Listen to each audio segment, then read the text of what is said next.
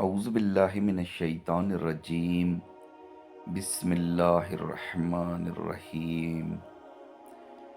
سیدنا معاذ بن جبل رضی اللہ عنہ سے مروی ہے کہ غزوہ تبوک سے قبل رسول اللہ صلی اللہ علیہ وآلہ وسلم لوگوں کو لے کر نکلے۔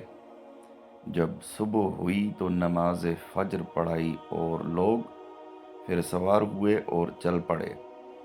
جب سورج طلوع ہوا تو رات کو چلتے رہنے کی وجہ سے لوگ اونگنے لگ گئے، جبکہ سیدنا معاذ رضی اللہ عنہ رسول اللہ صلی اللہ علیہ وآلہ وسلم کے ساتھ ہی رہے اور آپ صلی اللہ علیہ وآلہ وسلم کے پیچھے پیچھے چلتے رہے، جبکہ لوگ سواریوں کو چرانے کے لیے ان کو لے کر بڑے راستوں کی طرف الگ الگ ہو گئے۔ بہرحال ادھر سیدنا معاذ رضی اللہ عنہ رسول اللہ صلی اللہ علیہ وآلہ وسلم کے پیچھے چل رہے تھے۔ ان کی اونٹنی چرتی بھی گئی اور چلتی بھی رہی۔ اچانک وہ پھسل پڑی۔ سیدنا معاذ رضی اللہ عنہ نے لگام کھینچی، لیکن وہ دوڑنے لگی اور رسول اللہ صلی اللہ علیہ وسلم کی اونٹنی بھی اس کی وجہ سے بدکنے لگی۔ پھر رسول اللہ صلی اللہ علیہ وآلہ وسلم نے سر سے کپڑا اٹھایا اور پیچھے متوجہ ہوئے اور دیکھا کہ پورے لشکر میں سے سیدنا معاذ رضی اللہ عنہ ہی آپ صلی اللہ علیہ وآلہ وسلم کے قریب ہیں۔ آپ صلی اللہ علیہ وآلہ وسلم نے ان کو آواز دیتے ہوئے فرمایا، اے معاذ۔ انہوں نے کہا، جی میں حاضر ہوں اے اللہ کے نبی۔ آپ صلی اللہ علیہ وآلہ وسلم نے فرمایا، قریب ہو جا۔ پس وہ آپ صلی اللہ علیہ وآلہ وسلم کے اتنے قریب ہو گئے کہ ایک سواری دوسرے کے ساتھ مل گئی۔ پھر رسول اللہ صلی اللہ علیہ وآلہ وسلم نے فرمایا، میرا یہ خیال تو نہیں تھا کہ لوگ اس قدر ہم سے دور رہ جائیں گے۔ سیدنا معاذ رضی اللہ عنہ نے کہا، اے اللہ کے نبی، لوگوں کو اونگ آنے لگ گئی اور ان کی سواریاں چرنے کے لیے دور دور تک بکھر گئیں۔ رسول اللہ صلی اللہ علیہ وآلہ وسلم نے فرمایا، میں بھی اونگ رہا ہوں۔ بہرحال جب سیدنا معاذ رضی اللہ عنہ نے دیکھا کہ رسول اللہ صلی اللہ علیہ وآلہ وسلم ان کے ساتھ خوش ہیں اور ان کے ساتھ خلوت میں ہیں، تو انہوں نے کہا، اے اللہ کے رسول، آپ مجھے ایک ایسی بات پوچھ لینے کی اجازت دیں جس نے مجھے بیمار اور پریشان کر رکھا ہے۔ اللہ کے نبی صلی اللہ علیہ وآلہ وسلم نے فرمایا، جو چاہتے ہو سوال کر لو۔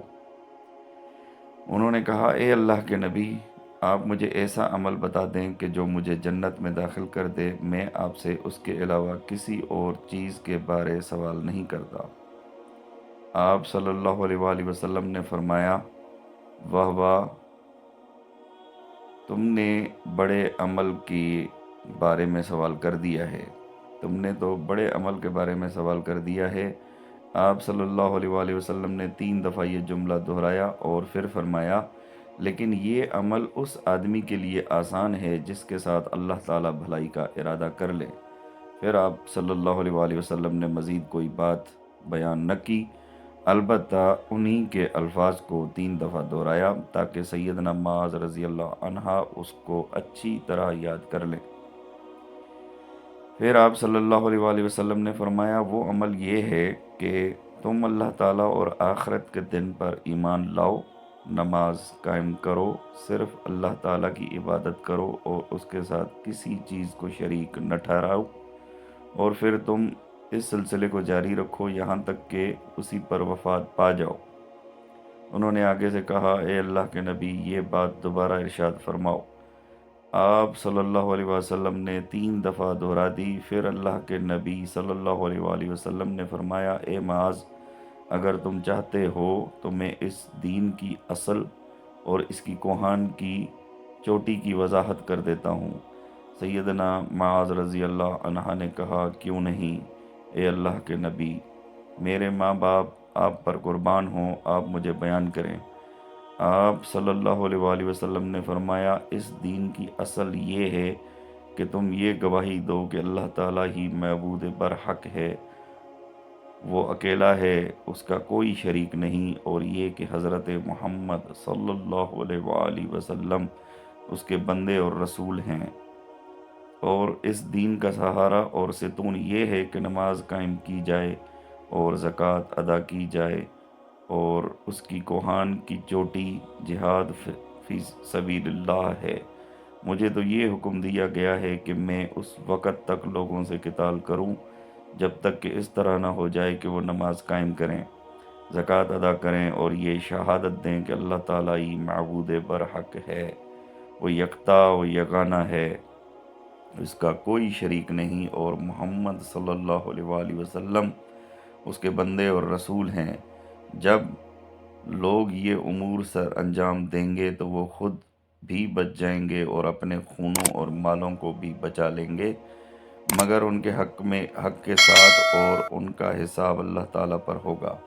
پھر رسول اللہ صلی اللہ علیہ وآلہ وسلم نے مزید فرمایا، اس ذات کی قسم جس کے ہاتھ میں محمد کی جان ہے، فرض نماز کے بعد جنت کے درجات کو پانے کے لیے جہاد فی سبیل اللہ ہی ایک ایسا عمل ہے جس میں چہرے کو متغیر کیا جائے اور قدموں کو خاک آلود کیا جائے، اور بندے کے ترازو کو سب سے زیادہ بھاری کرنے والا یہ عمل ہے کہ تم اللہ تعالیٰ کے راستے میں کوئی چوپایا خرچ کرو یا اللہ کے راستے میں کسی کو سواری دے دو۔